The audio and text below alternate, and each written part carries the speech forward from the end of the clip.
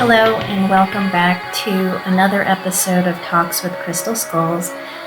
I'm Tania Marie, and today's episode is a short and impromptu talk, something that just organically came forward of wanting to sit here and just flow some very personal feelings or insights around my connection with crystal skulls without any kind of specific goal for this episode other than to share from my heart and what this journey has meant for me, I guess you could say.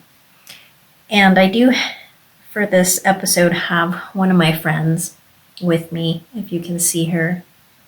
Her name is Mawiyah, and she's a really gorgeous ammonite skull. Extremely ancient, just incredible energy. I love her so much. And I have a feeling the reason she wanted to come forth to be in this episode is I am in a stage of my life where I really connect and resonate with her. If you look at her, I don't know if you can see all of the details, but she's an elder, and she carries just ages and ages of information, wisdom, stories, locked away in her essence and who she is. And it's one that is colored of dark and light and all the in between, and very, very rich tapestry, a very long and deep, if you want to call it history, although there's no time.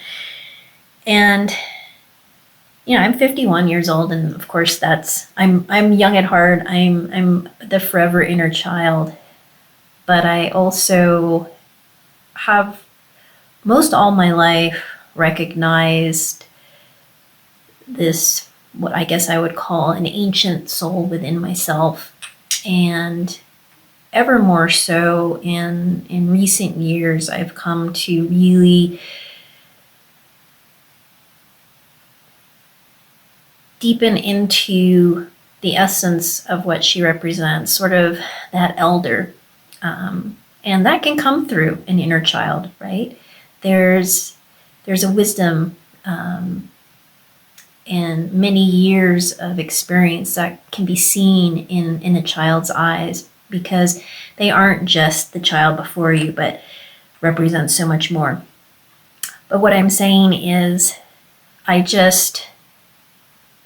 can really feel in a very tangible way that part of me. And she reminds me that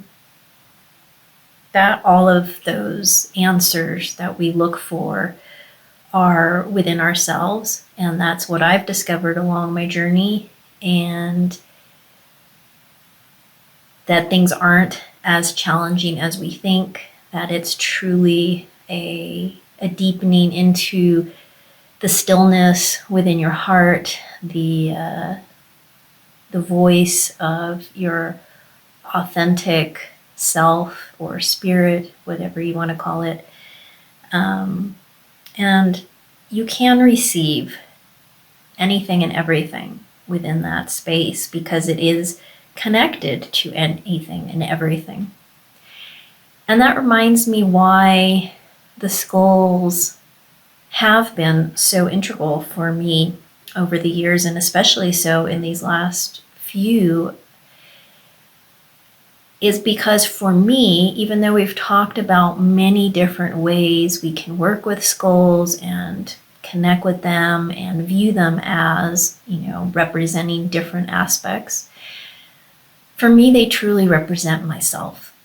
As I've said, the multidimensionality that I embody, that all things embody, that I'm a part of, that they're a part of.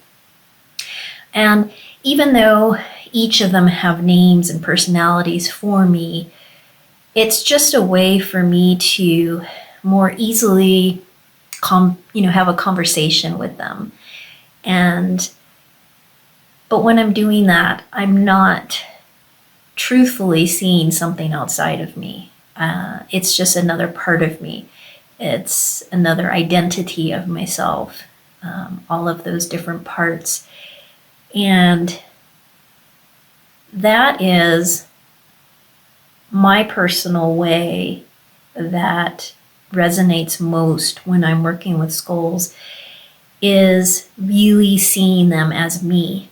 And that really helps me to empower myself, to connect with the inner voice, my feelings, the inner child me, the wise elder me, the all me in between me.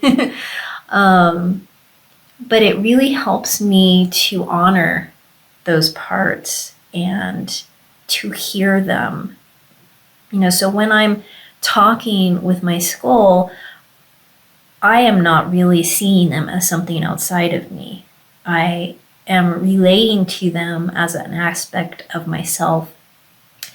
And I believe that if we do choose to connect in that way, it's a way to truly support our journey of hearing that truth within ourselves, the one that we're conditioned away from, or we fear, we've been traumatized away from, so many different reasons. But the more we see the skull as a part of us, if we're talking with them, it's like you're giving value to your own voice. If you're talking to them, you're giving value to your own time. If you're talking with them and listening, you're giving value to the wisdom that you have within you. If you're talking with them and having fun, you're giving value to that inner child within you. If you're talking with them and you find that you're just enamored and in love and, just totally feeling this sense of aliveness with them, then you're loving you. You're loving all of that vitality that is within you. If you're recognizing their unique energies and properties and the expression you feel from them or the energy you feel from them, you're honoring the same within you. So that's really the way that I connect with them. That's what I've found so powerful about them, is because the work I do with them is a reflection of the work that I do with myself. And I don't see any difference. And in fact, it's just a way for me to put context around the voices that I have in my head, the parts of me that I know are, there's so many. There's dichotomies about who I am that may not make sense all the time, and contrasts, but when I'm engaging in all those parts, it's like I make wholeness of how beautifully that meshes for who I am. And it's like I become even more whole in those moments when I'm recognizing all of that and playing and dancing with that, playing and dancing with me. And so it's something that I've come to really appreciate, and it's why a lot of stuff that I knew about myself has come to be more clear in the time that I've worked with the skulls in a much deeper way, because I'm giving voice to those parts of myself and I'm allowing them to have their space and value. So I really appreciate they're coming into my life almost like an extra invitation, an extra permission to allow those parts of myself to come forth. And that's why I love having them around me and surrounding myself with their energy as a reflection of the parts of me that may not have always been seen, the parts of me that are just coming forth for the first time, or some that are just evolving into a new level, all of that. It's just a beautiful way for me to embrace all of that. And it becomes even more tangible, and it becomes even more rich. And I just love it. And as I said, my gifts have flourished and opened, and life has completely shifted on new levels because of this relationship that I'm having with myself through them. And recognizing that everything they are, I am. And really, everything I am is what they are. And that's why they're with me. I could not see their beauty and their value and their gifts if I didn't see or know or have that within myself. So it's just a beautiful thing. And as I said, Mawiyah, she really reflects to me kind of where I am, more so these days. Again, I dance both in the inner child and sort of an elder place. And when I say that, I just feel what I'm meaning by the elder is the ancient soul, the ancient part of me, and celebrating that and allowing the vitality of both parts of me to dance and come forth. And that's what she is. And to me, she's very much a high priestess, very tribal,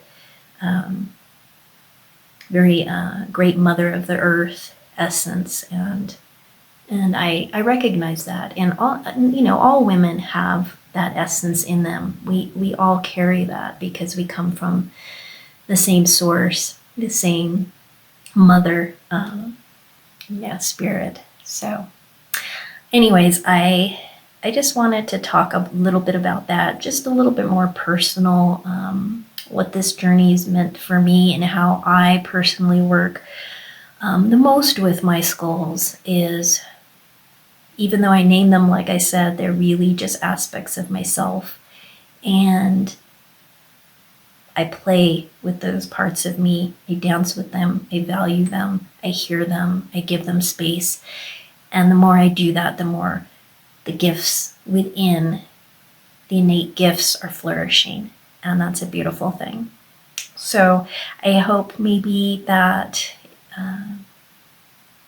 imparts some kind of inspiration towards your own process, and maybe you're already doing something similar. But for me, that's the richest way that I play in this world, this relationship with my crystal skulls, is really that they are me and I am them, and having conversations with myself is like honoring the divine in all things that resides right here in the vortex of my heart, which all of us have.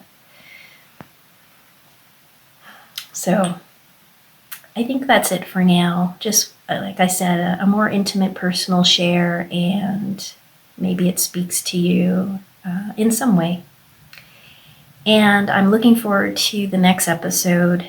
So we're going to go from very personal to collective next time. And I'm really excited. I can't wait. I won't give anything away, but I think it'll be fun, and I think you'll enjoy it. So stay tuned. And until then, as always, may all possibilities be open to you, and so much love from me to you, from all of us, all parts of ourselves to all parts of you. You are loved and you are seen. Thank you.